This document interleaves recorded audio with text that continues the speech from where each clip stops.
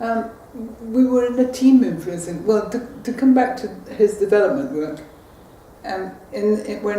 when he was up in the mountains in a student organisation, they had student camps where students and young professionals would come, and some of those students had a call to go to inner Peru because they saw what was happening there, and some of them have had a tremendous ministry. We think of one doctor. He was a medical student and he dug up latrines when he came up to his camp. But now, after that, he got a call to go back to the inner part of Peru from where he'd come. And then he started to lead a program called the Loop Project for all of Latin America.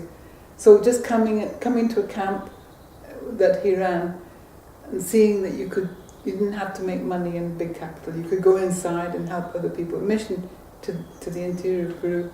With our students, we've just been one course along the way, 2 courses along the way, but all of the team together have helped to train these people.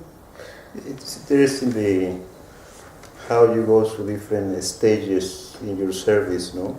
It might be that in one period the Lord puts you in a very concentrated on-hands work, no, in the field, and this was our case in the 1970s. No? Even this starting a project in Peru just to encourage the future professionals not to stay in the capital city when they finish, but to think, no, in the national reality and go out and serve was necessary, no? And the matter is that sometimes you are not totally aware when you are serving and producing what is happening with the others and what will be, no, the result. And looking from afar, just this was like a kind of movement, no, of wave of a generation that felt, yes, no, when finishing the careers, how I can connect very strongly, no, with the Christian principles of service. This was something that really humbles one, no, when you see after time. No? I have one experience which was really encouraging. When I came to Lima to work with students, the team allocated me to work with private universities. So my friend and I went to the Catholic University of Lima and we took courses in anthropology, and we started at the Christian Union there. And I was with them for 2 years, helping them, encouraging them, and then I just passed the leadership on to someone else.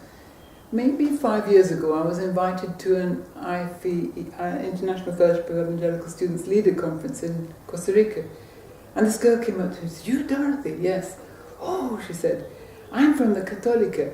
And ever since you left, we have always had a Christian Union." So it's kind of, they'd been passing on the baton from generation to generation. I just started the ball rolling. But I was very encouraged. Yeah. It's nice that you can plant a seed and other people can build it and grow it, water it and plant it, and yeah. Probably, yes. We haven't done anything outstanding, but we've just been sowing seeds along the way, really. Watering them sometimes. I was saying that there are stages, no? The first 2 decades was very hands-on in community service, in pastoral work, traveling universities, nursing, and moving around. We were younger. Perhaps we have this. The second period of 20 years was concentrated in teaching. No, we were always related to some projects, but you have a first assignment, no, and the majority of your time is that. No, but even in the last decade, suddenly started a process of, as you are involved in the educational setting, one thing that could happen is that you need to write some materials, or perhaps you write about an issue that is your specialty. And we have been involved in the last years in writing something, no?